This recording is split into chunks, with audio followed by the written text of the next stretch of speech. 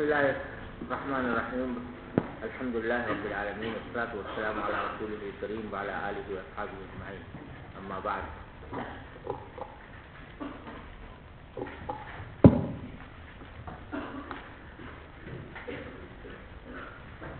جو باب ترجمۃ الباب جو چل رہا تھا اس میں امام بخاری رحمۃ اللہ علیہ کا مقصود یہ بیان کرنا تھا کہ حدثنا، اخبرنا اور انبأنا اور سمعت یہ سب مرادف الفاظ ہیں اور ان کے درمیان کوئی فرق نہیں ہے.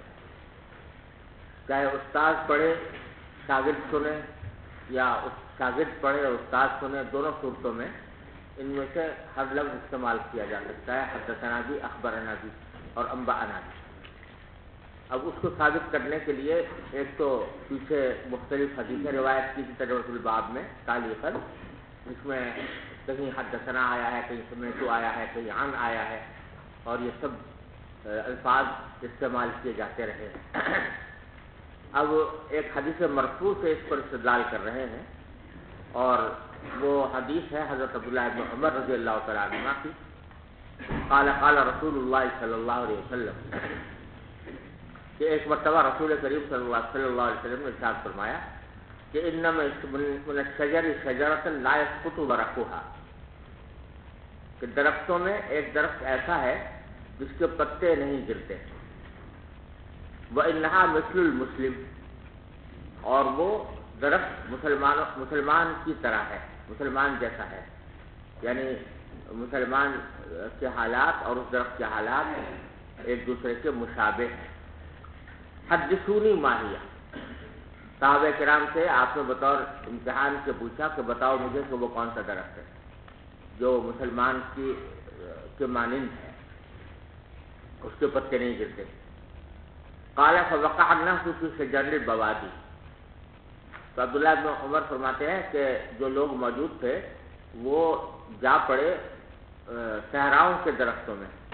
بوادی جب بادیہ کی، بادیہ کا معنی صحرا، تو صحرا کے اندر جو مختلف درخت ہوتے ہیں تو ان کے اندر جا پڑے، یعنی اس کے بارے میں سوچنے لگے کہ شاید فلاں صحرا میں جو فلاں درخت ہوتا ہے وہ ہو یا مختلف جو درخت ہوتے ہیں صحراؤں میں ان کے بارے میں سوچنے لگے. وقع الناس سے مراد ہے سوچنے لگے، ان کا ذہن جو ہے وہ اس طرف چلا گیا کہ صحراؤں میں جو درخت ہوا کرتے ہیں ان میں سے کسی کو سوچ کر جواب دیں. قال عبداللہ ووقع فی نفسی انها النخلہ، عبداللہ بن عمر فرماتے ہیں کہ میرے دل میں یہ خیال آیا کہ حضور اقدس صلی اللہ علیہ وسلم جس درخت کے بارے میں سوال فرما رہے ہیں وہ کھجور کا درخت ہے. فاستحییت، تو دل میں تو آ گیا تھا میرے، لیکن مجھے شرم آئی بولتے ہوئے، کیونکہ عبداللہ بن عمر جو ہیں وہ عمر میں چھوٹے تھے اور بڑے بڑے صحابہ کرام موجود تھے، تو ان کو شرم آئی کہ میں ان کی موجودگی میں بولوں، یہ مناسب معلوم نہیں ہوتا، اس واسطے میں خاموش رہا. قالوا، تو بالآخر صحابہ کرام نے خود پوچھا کہ حدثنا ما ہی یا رسول اللہ، یا رسول اللہ آپ ہمیں بتائیے کہ وہ کون سا درخت ہے. قال ہی النخلہ، تو آپ نے فرمایا کہ وہ کھجور کا درخت. تو یہاں دو باتیں قابل ذکر ہیں. پہلے تو اس حدیث، نفس حدیث سے متعلق یہ بات کہ نبی کریم صلی اللہ علیہ وسلم نے مسلمان کو تشبیہ دی نخلہ سے، کھجور کے درخت سے، اور اس کی وجہ شبہ کیا ہے، یعنی کس چیز میں تشبیہ دی ہے آپ نے مسلمان کو نخلہ سے. تو اس میں مختلف وجوہ ہیں. ایک وجہ تو یہ ہے کہ خود آپ نے ارشاد فرمایا اس میں کہ لا يسقط ورقها، کہ اس کھجور کے پتے گرتے نہیں. عام طور سے جو درخت ہوتے ہیں ان کے پتے چھوٹے ہوتے ہیں اور کمزور ہوتے ہیں، تو جب ذرا سوکھنے لگے یا ذرا ہوا چل گئی تو پتے گر گئے زمین پر. بخلاف کھجور کے درخت کے کہ اس کے جو پتے ہوتے ہیں وہ بڑے طاقتور اور مضبوط ہوتے ہیں، تو یہ نہ ہوا سے گرتے ہیں اور اگر سوکھ بھی جائیں تو خود سے نہیں گرتے جب تک کہ کوئی دوسرا آدمی آ کر توڑے نہیں. یہ کھجور کے درخت کی یہ خاصیت ہے. تو جس طرح کھجور کے درخت کے پتے نہیں گرتے، اسی طرح مسلمان آدمی جو مومن ہو اس کے اعمال ضائع نہیں ہوتے، اس کے اعمال ضائع نہیں ہوتے، بلکہ وہ ان کا کچھ نہ کچھ فائدہ اس کو پہنچتا ہے۔ جو عمل نیک کرے گا اس کا صلہ اللہ تعالیٰ آخرت میں عطا فرمائیں گے۔ یعنی کافر جو ہوتا ہے وہ اگر کوئی نیکی بھی کرے، نیک کام بھی کرے، صدقہ کرے، خیرات کرے یا اور کوئی نیک کام کرے، تو آخرت میں اس کا کوئی فائدہ ظاہر نہیں ہوتا، وہ عمل حبس ہو جاتا ہے کفر کی وجہ سے۔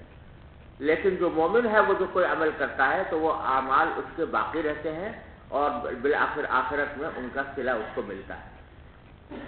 اور بعض حضرات نے اس کی تشریح یہ کی ہے، اور اس تشریح کی تائید ایک حدیث سے بھی ہوتی ہے کہ ایک حدیث میں رسول کریم صلی اللہ علیہ وسلم کا یہ ارشاد ہے کہ لا تسقط دعوت، کہ مسلمان جو کوئی دعا کرتا ہے وہ کبھی ضائع نہیں جاتی، وہ گرتی نہیں، یعنی ضائع نہیں جاتی۔ ضائع نہیں جانے کا معنی یہ ہے کہ یا تو اللہ تبارک و تعالی وہی چیز عطا فرما دیتے ہیں جو بندہ مانگ رہا ہے، یا اس سے بھی بہتر چیز کوئی عطا فرما دیتے ہیں، اور اگر کچھ دنیا میں نہ ملے تو آخرت میں اس کا اجر و ثواب تو ضرور ملتا ہی ہے، دعا کرنے کا اجر و ثواب۔ تو اس طرح اس کی کوئی دعا ضائع نہیں جاتی، وہ گرتی نہیں۔ تو جس طرح کھجور کے درخت کے پتے گرتے نہیں، اسی طرح مومن کے اعمال نہیں گرتے اور اس کی دعائیں بھی ضائع اور رائگاں نہیں جاتی، بلکہ اس کا یا دنیا میں اثر کوئی اچھا ظاہر ہوتا ہے، ورنہ آخرت میں تو ہوتا ہی ہے۔ ارے سمجھو نا، یہ تو ایک وجہ شبہ ہے مسلمان کی کھجور کے درخت کے ساتھ۔ دوسری وجہ شبہ جو ہے وہ قرآن کریم نے اس کھجور کے درخت کے بارے میں فرمایا ہے کہ اصلها ثابت وفرعها في السماء، مثل کلمۃ طیبۃ کشجرۃ طیبۃ اصلها ثابت وفرعها في السماء، جو اس کی جڑ تو زمین میں پیوست ہوتی ہے اور اس کی شاخیں آسمان کی طرف، اوپر کی طرف جا رہی ہوتی ہیں، سمجھے نا؟ تو اس مومن کا بھی یہ معاملہ یہ ہے کہ اس کی جو جڑ ہے یعنی ایمان اور یقین، وہ تو اس کے دل میں پیوست ہوتا ہے، اور اس کے اس ایمان کے ثمرات اعمال کی شکل میں وہ اوپر کی طرف جاتے ہیں، یعنی اللہ تعالیٰ تک پہنچتے ہیں اور اللہ تبارک و تعالیٰ کے پاس پہنچ کر اجر و ثواب کے مستوجب بنتے ہیں۔ ارے سمجھے نا؟ دوسری وجہ شبہ یہ ہے۔ اور تیسری وجہ شبہ وہ ہے جو قرآن کریم نے نخلہ کی ایک اور صفت یہ بیان فرمائی کہ تؤتی اکلہا کل حین، کہ وہ اپنا پھل ہر زمانے میں دیتا ہے، یعنی اس کی کوئی فصل مقرر نہیں، بلکہ وہ ہر زمانے میں اپنا پھل دیتا ہے۔ تو مومن کا بھی معاملہ یہ ہے کہ اس کو اجر و ثواب ہر حالت میں حاصل ہوتا ہے۔ عام درختوں کا معاملہ یہ ہوتا ہے کہ بہار کے موسم میں تو وہ پھلتے پھولتے ہیں، اور خزاں آ جاتی ہے تو سوکھ جاتے ہیں اور پھل نہیں دیتے۔ لیکن کھجور کا درخت وہ ہے کہ جو ہر حال میں پھل دیتا ہے۔ اور اسی طرح مسلمان کا معاملہ یہ ہے کہ وہ بہار ہو یا خزاں ہو، یعنی اچھے حالات ہوں یا برے حالات ہوں، خوشحال ہو وہ یا فقر و فاقے میں مبتلا ہو، عروج اور ترقی کے منزلیں طے کر رہا ہو یا زوال کے اور انحطاط کے اندر گر رہا ہو، ہر صورت میں اس کا پھل ملتا ہے، کیونکہ حدیث میں نبی کریم صلی اللہ علیہ وسلم نے فرمایا کہ مومن کا کسی حال بھی گھاٹا نہیں، اگر اس کو کوئی اچھی بات ملتی ہے، خوشی کی بات حاصل ہوتی ہے اور وہ شکر کرتا ہے تو اس پر اس کو اجر ملتا ہے، اور اگر کوئی غم آتا ہے، صدمہ آتا ہے، تکلیف آتی ہے تو اس غم، صدمے اور تکلیف کے موقع پر وہ صبر کرتا ہے تو اس پر اس کو اجر ملتا ہے۔ تو اس کا جو پھل ہے کسی حال میں ضائع نہیں ہوتا، اس کا پھل کسی حال میں ختم نہیں ہوتا، وہ ہر وقت ہر سدا بہار ہے۔ اسی طریقے سے مومن کا معاملہ بھی یہ ہے کہ ہر حال میں اس کا اجر و ثواب اللہ تبارک و تعالیٰ کے ہاں پہنچتا رہتا ہے۔ ارے سمجھ رہے ہو نا؟ یہ نغمہ فصل گل و لالہ کا نہیں پابند، بہار ہو کہ خزاں لا الہ الا اللہ۔ تو اللہ تبارک و تعالیٰ کا یہ کلمہ جو ہے یہ ہر حال میں، یعنی بظاہر دیکھنے میں معلوم ہو رہا ہے کہ مسلمان جو ہے زوال اور انحطاط کا شکار ہیں، دشمن ان کے اوپر مسلط ہو گئے، لیکن لا الہ الا اللہ کے کلمے کی سدا بہاری میں کوئی فرق نہیں آتا۔ مومن ہر حال میں اس کو اللہ تعالیٰ کے ہاں اس کلمے کا اجر ملتا ہے۔ یہ ہیں وجوہ تشبیہ جس کی وجہ سے نبی کریم صلی اللہ علیہ وسلم نے مومن کو نخلہ سے تشبیہ کی۔ یہ تو حدیث کا مفہوم تھا۔ یہاں امام بخاری رحمۃ اللہ علیہ جو اس حدیث کو لائے ہیں، یہ ثابت اس باب میں لائے ہیں کہ حدثنا، اخبرنا، انبانا، یہ سارے الفاظ مترادف ہیں اور ان میں کوئی فرق نہیں ہے، ہر حال میں یہ تینوں استعمال کیے جا سکتے ہیں۔ اس پر استدلال اس طرح کیا ہے، ذرا سمجھو کہ شروع میں رسول کریم صلی اللہ علیہ وسلم نے صحابہ کرام سے سوال کیا کہ بھئی ایک ایسا درخت ہے کہ جس کے پتے نہیں گرتے اور وہ مسلمان کے جیسا ہے، تو فرمایا حدثونی ما ہی، مجھے بتاؤ کہ وہ کیا ہے، کون سا درخت ہے۔ وہاں لفظ کون سا استعمال فرمایا؟ حدثونی۔ اچھا، اب اگر فرض کرو کہ صحابہ کرام جواب دے دیتے اور کہتے کہ یا رسول اللہ وہ نخلا ہے، اور پھر آپ اس کی تصدیق فرماتے، سمجھے نا، تو یہ بیان ہی وہی صورت ہو جاتی نا کہ شاگرد نے استاد کے سامنے پڑھا اور استاد نے اس کی تصدیق کی، سمجھے نا۔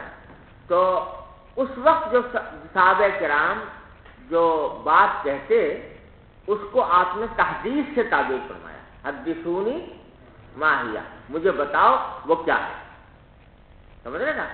تو آپ نے اس کو تحدیث سے تعبیر فرمایا، جبکہ شاگرد جب بتاتے اور آپ تصدیق کرتے، تو معلوم ہوا کہ وہ صورت جس میں شاگرد پڑھے اور استاد سنے وہ کیا ہے، وہ تحدیث میں داخل ہے، اور آگے جب شاگرد اس کو دوسروں کے سامنے روایت کرے گا تو روایت کرتے وقت وہ یہ کہہ سکتا ہے کہ حدثنی رسول اللہ صلی اللہ علیہ وسلم انہا النخلہ۔ ارے سمجھ گیا نا۔ دوسری طرف پھر بعد میں صحابہ کرام نے کہا کہ حدثنا یا رسول اللہ ما ہی، یا پھر آپ ہمیں بتائیے کہ وہ کون سا ہے درخت۔ تو یہاں اب جب آپ نے بتا دیا کہ نخلا ہے، تو یہ کون سی صورت ہوئی کہ استاد نے شاگرد کے سامنے پڑھا اور شاگردوں نے سنا، اس کے لیے بھی حدثنا کا لفظ استعمال ہو رہا ہے۔ تو معلوم ہوا کہ یہ جو تفریق کی ہے بعض لوگوں نے کہ شاگرد پڑھے استاد سنے تو اس وقت اخبرنا کہیں گے، اور استاد پڑھے اور شاگرد سنے اس وقت حدثنا کہیں گے، یہ تفریق کوئی ضروری نہیں ہے، بلکہ دونوں صورتوں میں حدثنا بھی استعمال کر سکتے ہیں اور اخبرنا بھی استعمال کر سکتے ہیں۔ سمجھ میں آ گئی بات؟ یہ ہے مقصود اس باب میں اس حدیث کو لانا۔ چلیے، باب فرح الإمام المسألة على أصحابه ليختبر ما عنده من العلم. وبه قال حدثنا خالد بن مخلد قال حدثنا سليمان بن بلال قال حدثنا عبد الله بن دينار عن ابن عمر رضي الله عنهما وعنهم عن النبي صلى الله عليه وسلم قال إن من الشجر شجرة لا يسقط ورقها وإنها مثل المسلم حدثوني ما هي. قال فوقع الناس في شجر البوادي. قال عبد الله فوقع في نفسي أنها النخلة فاستحييت ثم قالوا حدثنا يا رسول الله ما هي. قال هي النخلة. وہی حدیث دوبارہ لائے ہیں یہاں، لیکن اس میں ترجمۃ الباب دوسرا قائم کیا ہے جو کتاب العلم سے متعلق ہے، وہ یہ کہ امام کا کوئی سوال ڈالنا اپنے شاگردوں کے سامنے، اصحاب کے سامنے، لیختبر ما عندہم، تاکہ وہ آزمائے کہ ان کے پاس کتنا علم ہے۔ کوئی امتحاناً کوئی سوال پوچھنا استاد کا شاگرد سے، تاکہ یہ پتہ چلے کہ شاگرد کتنے پانی میں ہے اور اس کو کتنا علم حاصل ہے۔ یہ معلوم ہو رہا ہے اس حدیث سے کہ استاد کا اس طریقے سے سوال کرنے میں کوئی حرج نہیں۔ باب کو قائم کرنے کی ضرورت اس لیے پیش آئی کہ ایک حدیث ہے جو امام ابو داؤد نے نکالی ہے سنن میں. اس میں یہ مذکور ہے کہ نہا رسول اللہ صلی اللہ علیہ وسلم عن الاغلوطات، کہ رسول کریم صلی اللہ علیہ وسلم نے اغلوطات سے منع فرمایا. اغلوطات سے مراد یہ کہ ایسے معامے یا ایسے سوالات کرنا کہ جس سے لوگ پریشانی میں مبتلا ہو جائیں یا جس سے غلط فہمی میں مبتلا ہو جائیں. سمجھے نا؟ اغلوطہ ایسا سوال یا ایسی بات جو دوسرے کو غلطی میں مبتلا کر دے.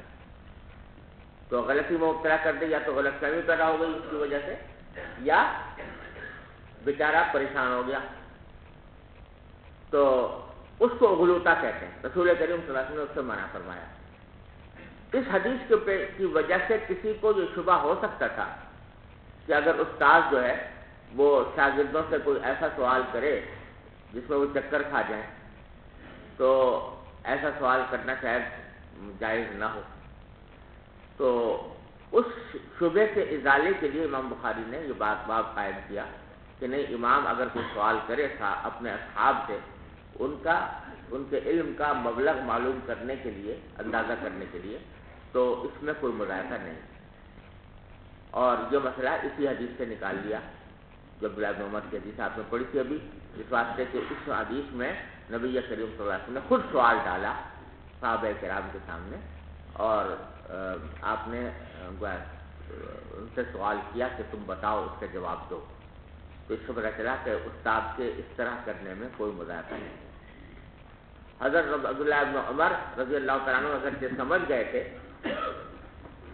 اور ان کے ذہن میں آ گیا تھا اس کا جواب، لیکن وہ اپنی کمسینی کی وجہ سے خاموش رہے. کہتے ہیں مجھے شرم آ گئی. دوسری روایت میں آتا ہے کہ حضرت عمر رضی اللہ تعالیٰ عنہ سے انہوں نے ذکر کیا، عبداللہ بن عمر نے، کہ میرے ذہن میں جواب آ گیا تھا لیکن میں شرم کی وجہ سے خاموش رہا. مجھے شرم آئی کہ اس سے بڑے بڑے لوگ موجود ہیں، اس سے میں بچہ کیا بولوں. تو آپ نے، حضرت عمر نے فرمایا کہ اگر تم یہ جواب دے دیتے رسول کریم صلی اللہ علیہ وسلم کو تو مجھے جو ہے یہ بات اس بات سے زیادہ پسند آتی اور محبوب ہوتی کہ مجھے فلاں شہر میرے اوپر فتح ہو جائے اور میرے ہاتھ پر فتح ہو جائے. یعنی یہ بات کہ میرے بیٹے نے ایک صحیح جواب دے دیا تو رسول کریم صلی اللہ علیہ وسلم کے سامنے، اور رسول کریم صلی اللہ علیہ وسلم نے اس کی تائید اور تصدیق فرما دی. یہ بات میرے لیے اتنی باعث فخر تھی، باعث مسرت تھی کہ بہت سارے شہر اگر میرے قبضے میں آ جائیں تو اس سے بھی زیادہ مجھے اس سے خوشی ہوتی. اب یہ کہ ایسے موقع پر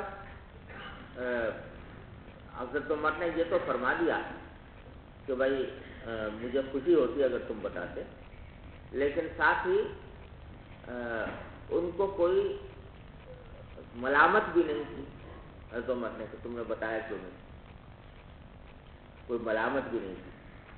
تو اس سے معلوم ہوا کہ یہ جو ادب حضرت عبداللہ بن عمر نے اختیار کیا کہ جب محفل میں بڑے لوگ موجود ہوں تو چھوٹے کو نہیں چاہیے کہ وہ آگے بڑھ کر بولے، وہ دوسرے بڑوں کا انتظار کر لے کہ وہ بول رہے ہیں کہ نہیں. ہاں اگر وہی پھر بالآخر خاموش رہیں اور پھر ان کا کوئی وہ خود ان کا ایما یہ ہو کہ بھائی تم بول دو تو بولنے میں مذائقہ نہیں. لیکن ادب یہ ہے کہ بڑوں کی موجودگی میں آدمی جو ہے وہ حوالے کرے بڑے ہی کے کلام سے اور خود اس فوری طور سے خاموش رہے، الا یہ کہ کوئی ایسا موقع ہو کہ جہاں پر سے اجازت لے لے کہ میں اگر آپ کی اجازت ہو تو میں جواب دے دوں. اس میں کوئی مذاق نہیں. چلیے کیا نام ہے بھائی جو پڑھ رہے ہیں ان کا کیا نام ہے؟ احمد شاہ. جی چلیں. باب القراءة والعرض على المحدث. ورأى الحسن والثوري ومالك القراءة جائزة، واحتج بعضهم في القراءة على العالم بحديث الإمام ابن ثعلبة رضي الله عنه أنه قال للنبي صلى الله عليه وسلم: الله أمرك أن نصلي الصلاة؟ قال: نعم. قال فهذه قراءة على النبي صلى الله عليه وسلم. أخبر ضمام قومه بذلك فأجازوه. واحتج مالك بالصك يقرأ على القوم فيقولون أشهدنا فلان، ويقرأ على المقرئ فيقول القارئ أقرأني فلان. وبه قال حدثنا محمد بن سلام قال حدثنا محمد بن الحسن الواسطي عن عوف عن الحسن قال لا بأس بالقراءة على العالم. وحدثنا عبيد الله بن موسى عن سفيان قال إذا قرأ على المحدث فلا بأس أن يقول حدثني. قال وسمعت أبا عاصم يقول عن مالك وسفيان القراءة على العالم وقراءته سواء. یہ باب ہے باب القراءۃ والعرض علی المحدث. محدث کے سامنے بیٹھ کر پڑھنا اور عرض کرنا. اس مسئلے کو بیان کرنا چاہتے ہیں امام بخاری کہ کسی محدث سے حدیث حاصل کرنے اور اس سے حدیث روایت کرنے کا یہ طریقہ بھی مشروع ہے کہ شاگرد پڑھے اور استاد سنے اور اس کی تصدیق کر دے یا عرض کرے. پہلے سمجھ لو قراءت میں اور عرض میں کیا فرق ہے. یہ سمجھو کہ بعض اوقات ایسا ہوتا تھا کہ ایک محدث نے کوئی حدیث اپنے حلقہ درس میں سنائی. اب جن لوگوں نے سنی انہوں نے تو براہ راست سن لی. اب ان میں سے کوئی شاگرد جو ہے وہ کسی ایسے شخص کو وہ حدیث سناتا ہے جو اس حلقہ درس میں موجود نہیں. تو جس کو وہ سناتا ہے وہ سوچتا ہے کہ میں براہ راست جا کر اس کو اپنے اسی شخص سے سن لوں تاکہ واسطہ بیچ میں سے نکل جائے اور سند عالی ہو جائے. سمجھے نا. اگر وہ کسی شاگرد سے سن کر روایت کرتا تو اس شاگرد کا حوالہ دیتا نا کہ مجھے فلاں شاگرد نے یہ حدیث سنائی پھر اس نے اس شیخ سے سنائی. حالانکہ شیخ ابھی زندہ ہے. تو وہ یہ چاہتا تھا کہ میں جا کر براہ راست شیخ سے سن لوں اور میری سند عالی ہو جائے, بیچ کا واسطہ نکل جائے. تو اس نے حدیث کو یاد کر لی. حدیث یاد کر لی. یاد کر کے وہ پہنچا استاد کے پاس اور جا کر کہا کہ میں آپ سے یہ حدیث حاصل کرنا چاہتا ہوں. میں پڑھتا ہوں آپ کے اوپر, کوئی کتاب سامنے نہیں ہے, ویسے ہی چپ سے پڑھتا ہوں, آپ سن لیں اور اس کی تصدیق کر دیں. تو وہ اس نے پڑھ لی. وہ پڑھ کے اس طرح ہے. پھر وہ کہتا تھا کہ حدثکم فلان حدثکم فلان قال حدثنی فلان الی آخر. یہ حدیث آپ کو یہ حدیث سنائی تھی آپ کے شیخ نے اور انہوں نے اپنے شیخ سے روایت کی تھی اور وہ اس کے الفاظ یہ تھے. تو شاگرد نے پڑھا اور استاد نے سنا اور اس نے آخر میں کہہ دیا نعم, کہ ہاں یہ ٹھیک ہے, میں نے اسی طرح روایت کی. اس کو کہتے تھے قراءت علی المحدث. ارے سمجھے ہو ہیں. اور عرض کا مطلب یہ ہوتا تھا کہ بسا اوقات ایسا ہوتا تھا کہ ایک استاد نے اپنی روایت کردہ حدیثوں کا ایک مجموعہ صحیفہ لکھ دیا یا املا کرا دیا. سمجھے نا. اب لوگ ایسا کرتے تھے کہ وہ جو صحیفہ املا کرایا ہے اس کے بہت سارے نسخے انہوں نے تیار کر دیے آپس میں. اب جن لوگوں نے وہ حدیثیں براہ راست شیخ سے سنی تھی ان کے لیے تو وہ صحیفہ روایت کرنا بالکل جائز تھا ہی, لیکن وہ صحیفہ کسی ایسے شخص کو مل گیا جس نے وہ حدیثیں شیخ سے براہ راست نہیں سنی. اب وہ صحیفہ لے کر آ جاتا ہے استاد کے پاس اور کہتا ہے کہ میں یہ آپ کے سامنے پڑھوں گا صحیفہ اور آپ اس کی تصدیق فرما دیں. تو وہ سامنے کتاب رکھ کر پڑھتا ہے اور رکھ کر پڑھنے کے بعد استاد کہہ دیتا ہے کہ ہاں نعم یہ میں نے سمجھا یہ عرض. تو فرق کیا ہوا قراءت میں اور عرض میں کہ قراءت میں کوئی کتاب نہیں ہوتی اور عرض میں کتاب ہوتی ہے. ارے سمجھے نا؟ اگرچہ یہ الفاظ بھی ایک دوسرے کے معنی میں استعمال ہو جاتے ہیں. یہ جو میں نے فرق بیان کیا دونوں میں، یہ فرق عام طور سے ہوتا ہے، لیکن بعض اوقات اس کے برعکس بھی ہو جاتا ہے. اس کو قراءت کہہ دیا، اس کو عرض کہہ دیا، یا ایک کو دوسرے کے معنی میں استعمال کر دیا. بہر صورت یہاں چاہے وہ قراءت ہو یا عرض ہو، دونوں صورتوں میں استاد حدیث نہیں پڑھتا بلکہ شاگرد پڑھتا ہے. ارے سمجھو بھائیو. اب بعض متشدد قسم کے محدثین کا یہ قول تھا کہ اگر کسی شخص نے اپنے شیخ سے حدیث اس طرح حاصل کی ہے، سمجھے نا، یعنی پڑھ کر یا عرض کر کے، تو اب اس کے لیے حدثنا کہہ کر یا اخبرنا کہہ کر اس حدیث کو روایت کرنا جائز نہیں. سمجھے نا؟ اب جب آگے وہ اس حدیث کو روایت کرے گا جو اس نے قراءت کی تھی اپنے استاد کے سامنے، جب آگے اس کو روایت کرے گا تو اس وقت روایت کرتے وقت حدثنا یا اخبرنا نہیں کہہ سکتا، کیونکہ یہ کہتے ہیں کہ خلاف واقعہ ہو گیا. کیونکہ استاد نے تو حدیث سنائی نہیں، نہ استاد نے خبر سنائی، یہ تو شاگرد نے پڑھی. لہذا اگر روایت کرے تو کس طرح کہے کہ قرأت علی فلان. سمجھے نا؟ روایت کرے تو کیا کہے؟ قرأت علی فلان، میں نے فلان کے اوپر اس طرح پڑھا ہے. لیکن حدثنا بھی نہیں کہہ سکتا اور اخبرنا بھی نہیں کہہ سکتا. یہ بعض حضرات محدثین کا یہ قول تھا. امام بخاری رحمۃ اللہ علیہ نے اس کی تردید کے لیے یہ باب قائم کیا کہ نہیں، یہ قراءت اور عرض کی صورت میں بھی حدیث کسی شیخ سے لینا جائز بھی ہے، اور شاگرد کے لیے اس صورت میں یہ بھی جائز ہے کہ وہ آگے جب اس حدیث کو روایت کرے تو حدثنا کہہ کر روایت کرے یا اخبرنا کہہ کر روایت کرے. ارے سمجھ گیا نہیں؟ یہ ہے مقصود اس باب کا، باب القراءت والعرض المحدث. اب آگے مختلف تابعین اور حضرات تابعین وغیرہ کے اقوال نقل کیے ہیں اپنی تائید میں. فرماتے ہیں ورأى الحسن والثوری ومالک القراءۃ جائزۃ. حسن بصری اور سفیان ثوری اور امام مالک رحمہم اللہ، ان تینوں نے قراءت کو جائز قرار دیا.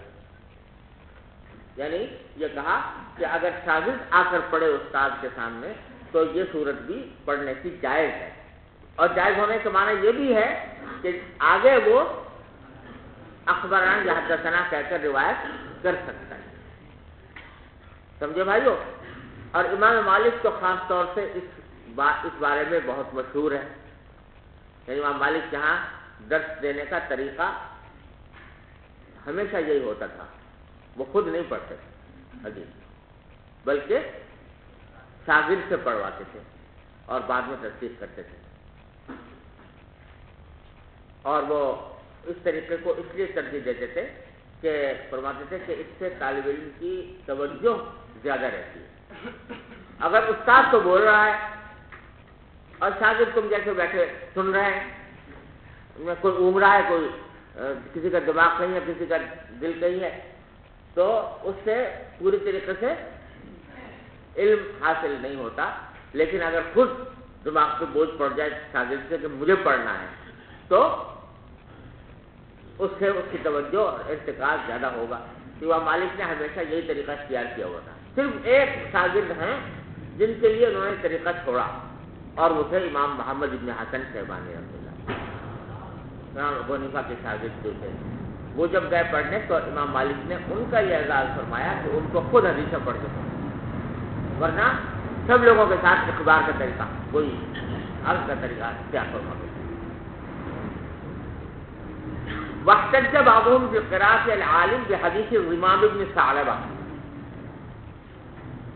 اور کہتے ہیں بعض لوگوں نے عالم کے سامنے قراءت کرنے کے جواز پر استدلال کیا ہے رمام بن ثعلبہ کی حدیث سے جو آگے آ رہی ہے رضی اللہ تعالیٰ عنہ.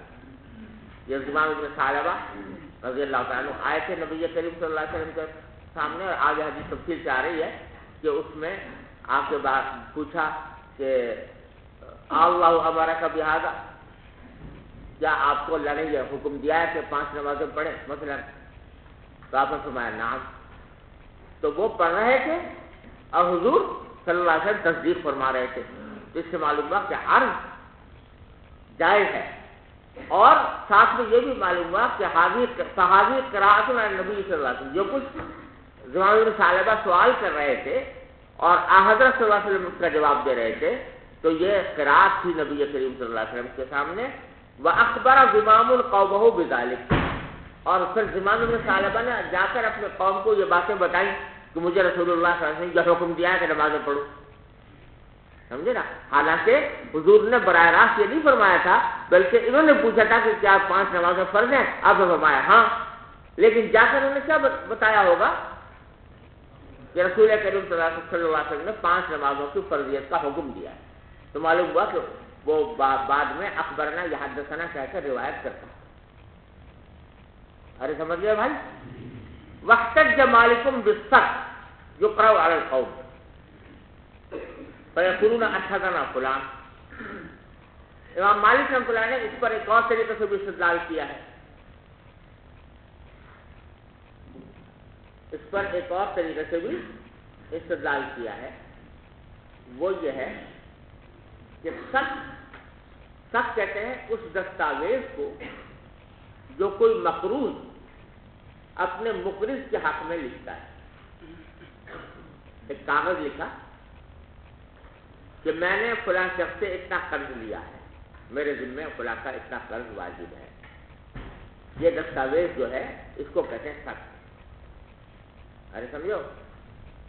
تو ہوتا یہ تھا کہ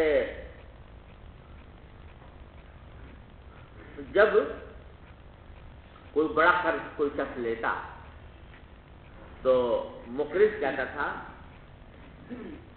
مقروض ہے جس کو قرض دیا گیا ہے اس سے کہ بھائی یہ کاغذ لکھ کے دو مجھے. سمجھے نا؟ کاغذ لکھ کے دو جس میں یہ مطلب ہو کہ تم نے مجھ سے اتنا قرض لیا. وہ لکھ دیتا.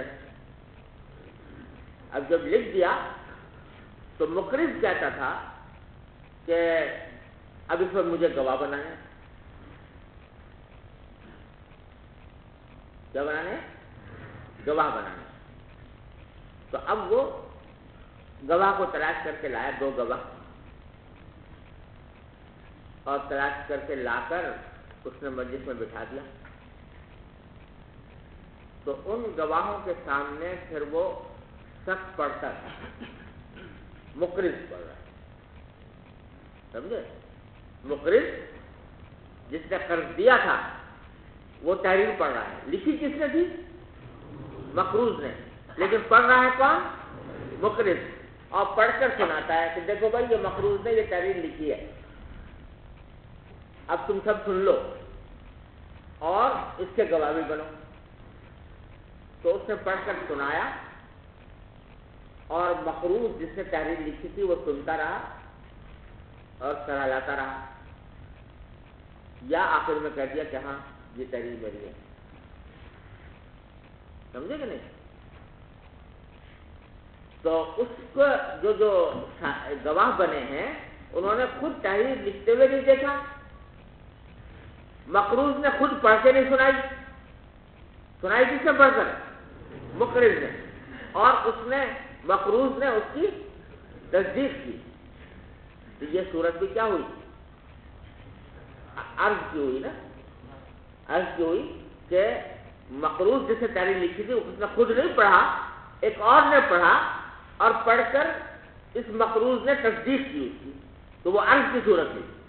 اب جو گواہی دینے والے ہیں وہ کیا کہیں گے کہ مجھے فلاں نے گواہ بنایا تھا، اشہدنا فلاں.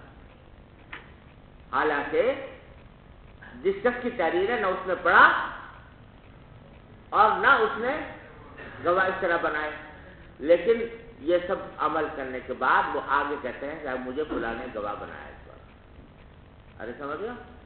تو کہتے ہیں جب یہ سب طریقہ جائز ہے تو حدیث میں ایسا کا طریقہ کیوں جائز نہ ہو کہ شاگرد نے پڑھا، استاد نے تصدیق کی، پھر آگے وہ اخبرنا حدثنا کہہ کر روایت. سمجھ گئے بھائی؟ یہ مطلب ہے کہ واحتج مالک بالسقط، امام مالک رحمۃ اللہ نے استدلال فرمایا سقط کے ذریعے، یقرأ علی القوم جو لوگوں پر پڑھا جاتا ہے، فیقولون تو جن کے اوپر پڑھا گیا وہ یہ کہتے ہیں کہ اشہدنا فلان، فلاں نے مجھے گواہ کرایا. ارے سمجھ گیا استدلال کی وجہ. آخری بات فرماتے ہیں وَيُقْرَأُ عَلَى الْمُقْرِئِ فَيَقُولُ الْقَارِئُ أَقْرَأَنِي فُلَانٌ. پھر کہتے ہیں ایک بہت سادہ سی مثال یہ ہے کہ قرآن پڑھنے جاتے ہیں بچے ہوں یا بڑے ہوں.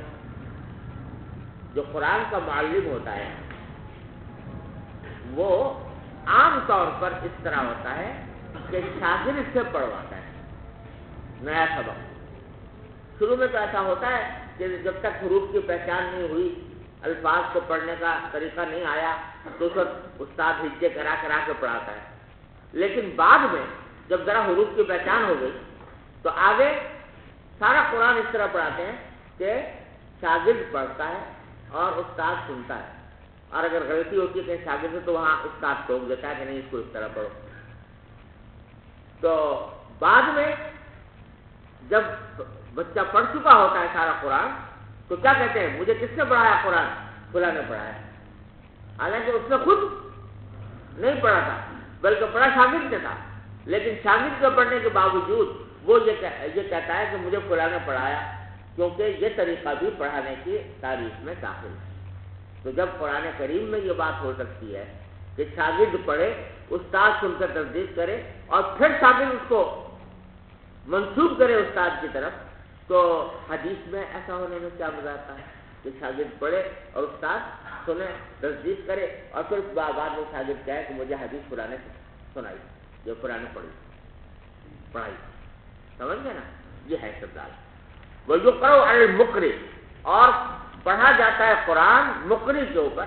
مقری سے مراد قرآن کا معلم. تو اب پڑھنے والا آگے جب کہتا ہے تو کہتا ہے اقرأنی فلان، جو مجھے فلاں نے مجھے پڑھایا تھا قرآن. تو جب قرآن میں ایسا ہو سکتا ہے تو حدیث میں بھی ہو سکتا ہے. ارے سمجھو آگے جو حدثنا موٹا سا لکھا ہوا ہے نا، یہ موٹا نہیں ہونا چاہیے. یہاں پر یہ ترجمۃ الباب کا حصہ ہے، سمجھے نا؟ طریقہ یہ ہے کہ امام بخاری کا کہ وہ جو اصل کتاب میں جو حدیثیں لاتے ہیں نا وہ زیادہ تر تو مرفوع ہوتی ہیں اور کہیں کہیں موقوف زیادہ ہو جاتی ہیں، لیکن تابعین کا قول جو ہے وہ اصل کتاب کے متن میں نہیں لاتے ہیں تو ترجمۃ الباب میں لاتے ہیں. تو اس صورت میں حدثنا جب کہتے ہیں تو حدثنا چھوٹا لکھا جاتا ہے، سمجھے نا؟ اور بڑا حدثنا وہاں لکھتے ہیں جہاں حدیث مرفوع سند سے روایت کر رہے ہوں یا حدیث موقوف سند سے روایت کر رہے ہوں. تو یہ موٹا نہیں تھا، یہ کاتب نے اپنی طرف سے موٹا لکھ دیا. حدثنا محمد بن سلام قال حدثنا محمد بن حسن الواسطی عن عوف عن الحسن. حسن بصری کا قول نقل کر رہے ہیں کہ لا باس بالقراءۃ علی العالم، کہ عالم پر قراءت کرنے میں کوئی حرج نہیں. یہ اوپر کہا تھا نا کہ حسن بصری نے جائز قرار دیا ہے قراءت کو، تو اب اس کو سند سے بیان کر دیا کہ سند میرے پاس اس کی یہ ہے کہ اس سند سے مجھے حسن بصری کا یہ قول نقل پہنچا ہے کہ لا باس بالقراءۃ علی العالم. وحدثنا عبید اللہ بن موسیٰ عن سفیان قال اذا قرأ المحدث فلا باس ان يقول حدثني.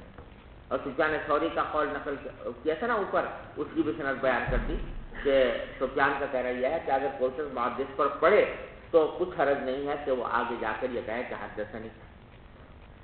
قال وسمعت ابا عاصم يقول عن مالك وسفيان القراءة والعالم وقراءته سواء. اور میں نے ابو عاصم کو سنا، وہ امام مالک سے یہ بات نقل کرتے تھے، سفیان ثوری سے، دونوں سے، کہ قراءت العالم، عالم کے اوپر جا کر پڑھنا اور اس کا پڑھنا شاگرد کے سامنے، دونوں باتیں برابر ہیں. ارے سمجھ گئے ہو؟ چلو وبه قال حدثنا عبد الله بن يوسف قال حدثنا الليث عن سعيد هو المقبوري عن شريك بن عبد الله بن أبي نمر أنه سمع أنس بن مالك يقول بينما نحن جلوس مع النبي صلى الله عليه وسلم في المسجد دخل رجل على جمل فأناقه في المسجد ثم عقله ثم قال لهم أيكم محمد والنبي صلى الله عليه وسلم متكئ بين ظهرانيهم فقلنا هذا الرجل الأبيض المتكئ فقال له الرجل يا ابن عبد المطلب فقال له النبي صلى الله عليه وسلم قد أجبتك فقال له الرجل إني سائلك فمشدد عليك في المسألة فلا تجد علي في نفسك فقال سل عما بدا لك فقال أسألك بربك ورب من قبلك الله أرسلك إلى الناس كلهم فقال اللهم نعم فقال أنشدك بالله الله أمرك أن تصلي الصلوات الخمس في اليوم والليلة قال اللهم نعم فقال أنشدك بالله الله أمرك أن تصوم هذا الشهر من السنة قال اللهم نعم قال أنشدك بالله الله أمرك أن تأخذ هذه الصدقة من أغنيائنا فتقسمها على فقرائنا فقال النبي صلى الله عليه وسلم اللهم نعم فقال الرجل آمنت بما جئت به وأنا رسول من ورائي من قومي وأنا ضمام بن ثعلبة أخو بني سعد بن بكر رواه موسى وعلي بن عبد الحميد عن سليمان عن ثابت عن أنس رضي الله عنه عن النبي صلى الله عليه وسلم بهذا. یہ حضرت انس بن مالک رضی اللہ عنہ فرماتے ہیں کہ بینما نحن جلوس مع النبی صلی اللہ علیہ وسلم فی المسجد، اس دوران کہ ہم حضور کے ساتھ بیٹھے ہوئے تھے مسجد میں، دخل رجل علی جمل، ایک شخص اونٹ پر سوار ہو کر داخل ہوا، فاناقہ بالمسجد، اور اس کو وہیں مسجد میں بٹھا دیا اونٹ کو. یہاں مراد ہے مسجد میں بٹھانے سے مسجد کے احاطے میں بٹھانا، نہ کہ این اس جگہ جہاں نماز پڑھی جاتی ہے. ثم عقلہ، پھر اس کو باندھ دیا. ثم قال له ایکم محمد، پھر آ کر اس نے پوچھا کہ تم میں سے محمد صلی اللہ علیہ وسلم کون ہے. جو اس وقت کی بات معلوم ہوتی ہے، شروع میں نبی کریم صلی اللہ علیہ وسلم صحابہ کرام کے ساتھ اسی طرح گھلے ملے بیٹھ جاتے تھے کہ لوگوں کو آنے والے کو پتہ نہیں چلتا تھا کہ کون نبی کریم صلی اللہ علیہ وسلم ہے. بعد میں صحابہ کرام نے درخواست کی تھی کہ آپ کوئی اپنے بیٹھنے کی ایسی جگہ مقرر فرما لیں، جیسے ایک دکا کا لفظ آتا ہے، یعنی کبوترا کا، جس کے اوپر آپ بیٹھ جایا کریں تاکہ سب لوگ آپ کی زیارت بھی اچھی طرح کر سکیں اور ساتھ ساتھ جو آنے والا ہے اس کو پتہ بھی چل جائے کہ آپ کون ہیں. تو بعد میں پھر آپ نے یہ طریقہ شروع کیا، اس وقت بظاہر نہیں تھا، اس لیے اس کو پوچھنا پڑا کہ تم میں سے محمد صلی اللہ علیہ وسلم کون ہے. تو لوگوں نے کہا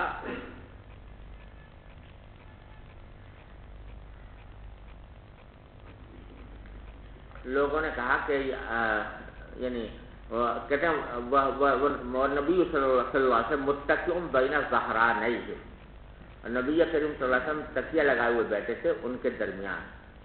یہ بین ظہرانیہم یہ خلاف قیاس محاورہ ہے. ظہر اصل میں کہتے ہیں پشت کو، اور ظہران اس کا تثنیہ. اب تثنیہ کو بھی تثنیہ کر دیا، ظہرانیہم، یہ بالکل خلاف قیاس ہے، لیکن محاورے میں اس طرح بولتے ہیں، یعنی ان کے درمیان بیٹھے ہوئے تھے آپ. فقلنا، تو ہم نے کہا کہ ھذا الرجل الابیض المتکئ، یہ بزرگ جو گورے رنگ کے ہیں اور تکیہ لگائے بیٹھے ہیں، یہ ہے محمد صلی اللہ علیہ وسلم. فقال له الرجل، تو اس نے آ کر کہا یا ابن عبد المطلب، یہ کہہ کر پکارا. فقال له النبی صلی اللہ علیہ وسلم قد اجبتک، ہاں بھائی میں جواب دے رہا ہوں تمہارا. فقال له الرجل انی سائلک ومشدد علیک فی المسألہ، میں آپ سے کچھ سوال کروں گا اور سوال کرنے میں ذرا سختی سے بھی کام لوں گا، یعنی قسمیں دے کے سوال کروں گا. تو فلا تجد علیہ، مجھ پر ناراض نہ ہونا. وجد یجد موجدتن، اس کے معنی ہوتے ہیں ناراض ہو جانا، سمجھے نا. وجد یجد وجودن اگر ہو تب تو معنی ہوتے ہیں پانا، اور وجد یجد موجدتن اس کے معنی ناراض ہو جانا. اور وجد یجد وجدن، اس کے معنی اس کے کیا معنی ہوتے ہیں؟ نہیں یار، وہ تو وجودن ہے نا.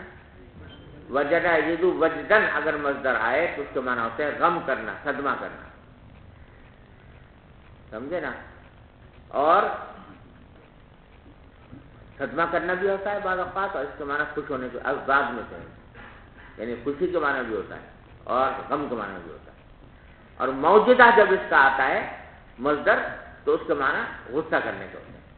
یہاں غصہ کرنے کے معنی ہے فلا تجد علیہ فی نفسک، اپنے دل میں مجھ پر ناراض نہ ہو جیسا. فقال، تو حضور اقدس صلی اللہ علیہ وسلم نے فرمایا سل عما بدا لک، ارے وہ پوچھو جو کچھ تمہارے سمجھ میں آئے. اما بدا لک، جو کچھ تمہیں ظاہر ہو، یعنی تمہارے دل میں جو خیال بھی آئے اس کے بارے میں پوچھو. فقال، تو اس نے کہا اسألک بربک ورب من قبلک، میں اس ذات کے واسطے سے آپ سے سوال کرتا ہوں جو آپ کا بھی رب ہے اور آپ سے پہلے لوگوں کا بھی رب تھا. اللہ ارسلک الی الناس کلہم، کیا واقعی اللہ نے بھیجا ہے آپ کو تمام انسانوں کے پاس؟ فقال اللہم نعم، آپ نے فرمایا جی ہاں. فقال انشدک باللہ، میں آپ کو اللہ کی قسم دیتا ہوں، اللہ امرک ان تصلی الصلوات الخمس فی اليوم واللیلہ، کیا 5 نمازوں کا حکم دیا ہے؟ قال اللہم نعم. فقال انشدک باللہ اللہ امرک ان تصوم هذا الشہر من السنہ، رمضان کے مہینے کے روزے کیا اللہ نے حکم دیا ہے؟ قال اللہم نعم. قال انشدک باللہ اللہ امرک ان تاخذ هذه الصدقۃ من اغنیائنا فتقسمها على فقرائنا، کیا اللہ نے حکم دیا ہے کہ صدقہ ہمارے اغنیاء سے لو اور ہمارے فقراء میں تقسیم کرو؟ فقال النبی صلی اللہ علیہ وسلم اللہم نعم. فقال الرجل، تو اس شخص نے کہا آمنت بما جئت به، جو کچھ احکام آپ لے کر آئے ہیں میں اس پر ایمان لایا. وَأَنَا رَسُولُ مَنْ وَرَائِي مِنْ قَوْمِ، اور میں بھیجا ہوا ہوں میرے پیچھے جو میری قوم ہے اس کی طرف سے. انہوں نے باقاعدہ مجھے بھیجا تھا کہ جا کے تصدیق کر کے آؤ اور پھر ہمیں بتاؤ. وَأَنَا زِمَامُ بْنُ ثَعْلَبَةَ، میرا نام زمام بن ثعلبہ ہے. اخو بنی سعد بن بکر، بنو سعد بن بکر کا میں بھائی ہوں، یعنی ان کا اس قبیلے کا ایک فرد ہوں. تو اس نے اپنا تعارف کرا دیا. اب یہاں لانے کا مقصد یہی ہے کہ وہ کہتا رہا کہ کیا آپ نے حکم دیا ہے 5 نمازوں کا؟ اللہ نے حکم دیا، حضور تصدیق کرتے رہے. تو یہ قرات اور عرض کے مشابہ تھا یہ بات. اور جب واپس گئے ہوں گے نا زمام بن ثعلبہ، تو وہ انہوں نے جا کر اپنے قوم سے یہی کہا ہوگا کہ مجھے رسول اللہ صلی اللہ علیہ وسلم یہ حدیث، یہ حدثنی رسول اللہ صلی اللہ علیہ وسلم صلوات خمسہ مفروضہ، تو وہ حدثنی اخباری نے کہہ کر انہوں نے باقی وہ بات بیان کی ہوگی. تو معلوم ہوا کہ اس طرح کرنا جائز ہے. صلی اللہ تعالی